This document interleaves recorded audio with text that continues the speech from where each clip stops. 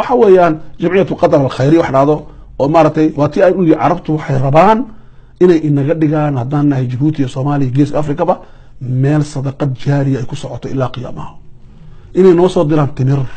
إني أقونتي لدي روغا قريان كفانان إني قرآن حفظيان وحيالا رأيها واحد من تنزانيا ما أنت واحد كان عمال دوتو مسابقة حفظ القرآن وين dadka Tanzaniyiinta iyo muslimiintu waxay isku yimaadeen xerakubada ugu weyn caasimada Tanzania Dar es Salaam Jerusalem Dar es Salaam baa isku yimid waxa cajiib waxa weeyaan xerakubadu way buuxdaa iyo meesha Sacuudiyiin baa jooga bal hadda Sacuudigu ha sameeyaan taxfiid القرآن xerakubada magaalada Afrika ku qabtaan amba Qasiim amba Damaam amba Abaha ku qabtaan ma jiro halka aniga waa lagu daansa waa lagu ciyaara adiga waxay ku keenayaan inay wadadoon ka dhigaan bis diinteeda annaka naqaan quraanka waxaan xafidsanay Sacuudiga wali jiro quraanka waxaan xafidsanay Sacuudiga wali jiro waxa weeyaan xufaada ariga iyo geela iyo dadkeenu quraanka ku dib xafidi jireen naam ma badana xifd القرآن hawiyada diiniga nooma sameeyaan iyo cimaamadaha cas Sacuudiga nooma gelinayo ikhwani fillah waxa weeyaan waa mashruuc la yiraahdo tawdiif الدين لخدمة الاستعمار inay diinta u shaqeystaan inay nagu adoonsadaan inaan u ahaano dad ku daba jooga xataa salaada iyo cibaadada Ilaahay tabaaraka wa tacaala laakiin horumarka ay noo diidaan okay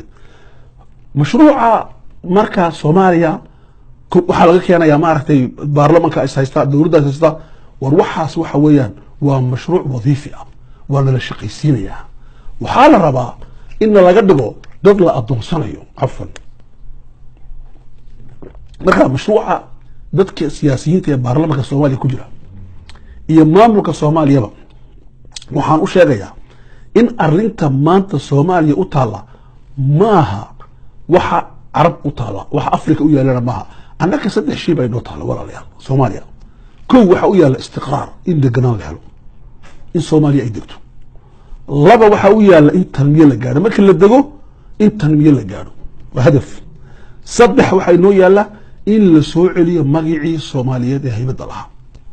dawladda doonaysa inay Soomaaliya ka taliso waa in saddexda hadaf ka dhigato istiqraar tanmiya iyo i'aadatu al-hayba sidee loo heli karaa deganaasho sidee loo heli karaa horumar sidee loo soo celi karaa haybadii laba shay waa muhiim ah in Soomaaliya laga sameeyo koow in la heshiisiyo shacbiga Soomaaliyeed si shacbiga Soomaaliyeed loo heshiisiyana waa in dadka Soomaalida hadaf ka sareeya qabiilka loo sameeyo القبيلة السياسية وإن لا دغالو ما قبيلة اجتماعية إلهي بقبيلة أبوري لكن سياسة إلا قبيلة ديو سدا أي أوضان صوماليدا هجامياشودا iyo kuwa liba Djibouti way ka jirtaa waxaan aad ula yaabay waxa weeye Ismaaciil Maruu sameeyay xisbigii Ismaaciil Geedka xarid markuu dhintay ilaa naxariistay qof kala qaban laha la hogaamiyaal buu lahaa gabadhiisa u dhiibay isagaana ka dambeeyay inuu gabadhiisa u dhiibo waxaana ka shaqeeyay ninka wasiirka caafimaadka muumin baa farax markuu dhintay ilaa naxariistay xisbigiisa wuxuu u dhiibay gabadhiisa dadka wuxuu tusayaa axzaabtan inay yihiin kartoono oo nin lahaa oo ubadkoodu ay qaaranayaan erbeebeedana waxaad ka sugaysiin wax weeyaan waa sida dawladana waxaad ka sugaysiin waa sida waa siyaasad la qabyaaladeenayo marka maxaa yeelay ikhwani fillah taawa in la dagaalno oo marka dadka la heshiisiyo Soomaaliya arinta labaad ee Soomaaliya u baahan tahay waxa weeye maaha madaxweynayaal iyo wasiiro iyo ra'iisul wasaarayaal iyo baarlamaano khudbadaha yaqaan maaha hadal macmacaan maaha dadka oo la kuleeliyo maaha faqad waxay u baahan tahay Soomaalidu siyaasad amaliya pragmatiya meedaanka u soo dhaadhaca dadka la shaqeeya booqashooyin maaha waxay u baahan tahay acmaal waraa al-judraan gidaarka dabadiisa in laga shaqeeyo kooxo inay soo baxaan fariiq amala ra'iisul wasaare kaligii socdo oo isagoo uu leeyahay ra'iisul wasaare oo lahayn koox la shaqeysa oo vision leh ma qaban karayo ma qaban karayo maxaan ku dhadaa madaxweyne kaligii waa inay madaxweynaha koox weyn ay daba joogaan oo yale sidoo yiri Ibn Khaldun al-asabiyya dad weyn oo ku daba joogo fikirka kula qaba oo wadanka kula wadaya marka taasina waa muhiim jidda labada hadii la waayo Soomaaliya ka bixmayso meesha ay maanta taagan tahay okay dhulkeena waxa isku haystaa labadan tawajuh Imaaraad iyo waxa isku haystaa Turki ninkan Erdogan waxa weeyaan wuxuu fikrad buu ka qabaa geeska Afrika ninkan Mohammed Zayed isaguna fikrad buu ka qabaa geeska Afrika labadan baa isku haysata geeska Afrika waxaan rabaa inaan tilmaamo saddex arrimood oo labadan ku xidhan si aan u garanayo wax ku dhamaanayaan kow horta Erdogan iyo xisbigiisu waxay yimaadeen wadanka 2002 ilaa maanta iyaga talada wadanka haya isaga iyo Abdullah Gol iyo ninka Ogul la dhaho waa koox fursa ilma adeer maaha ilma abtiyaal maaha imika xitaa ra'iisul wasaarihiisu waa Kurdi isla waa Turki ilma abti maaha ilma seedi maaha waxba isku maaha waxa isu keenay fikrad iyo ideolojiyad baa isu keenay waxay markaa qarar qaateen maaha aala Sacuud maaha aala Nahyan maaha aala Thani maaha aala Geelle maaha aala reer maaha family maaha he waa vision way fadhiisteen vision baa isu keenay vision ka isu keenay muxuu yahay diin wadaninimo soo celinta haybada Turkiga adduunka dhan saddex shay islaamka oo ideoloji ah horumarka Turkiga oo aan la kala saarin kana wadaadii kana warla iyo in Turkiga haybadeedii la soo cesho adduunka ay soo noqoto ayaantii ay wadanka qabteen Turkidu 2001 ka hor wadanku wuxuu galay wax ku dhow maaragtay inay leeradu dhaadhacdo lacagtoodu ay boqolkiiba 300 dhaadhacdo haqiiqada dhaafisa wadankaas waxa ka dhacday wax aan laga filin oo weyn oo ahay in ay sicir bararku gaaray boqolkiiba 70 halka dawladii socotay maanta Turkigu halku socda walaalayaal marka aan leenahay waa inaan garanno waxa wadankeena ka dhacay dhulkeena Turkigu maanta waa dawladda qura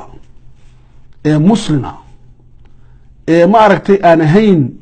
wadanadani ma aragtay khaliijkii carabta aan ahayn ee samayn karta diyaarado dagaal samaysa ee iibkiisa waa wadanka sameeya dubaabado noocyadiisa oo dhan waa wadanka sameeya badjiireno ee qura weeyaan waa wadanka sameeynaya madhow ee diyaariyay duuniyada qaada amba maaragtay maraakiibta qaata diyaaradaha waa wadanka koobaad adduunka oo dhan ee dhinaca xadiidka waa wadanka koobaad ee dhinaca qaruuradaha sujaajka aqada lagu qurxiyo waa wadan horumar ka gaaray oo dawladaha saddexaad ama afraad ah qaar waxay leeyihiin wadanka koobaad soo saarista beerta ee Yurub oo dhan waa wadanka koobaad Yurub oo dhan dhismaha aqalada iyo galay wadankaas wuxuu leeyahay waa wadanka toddobaad ee warshadaynta adduunka maanta wadankaasi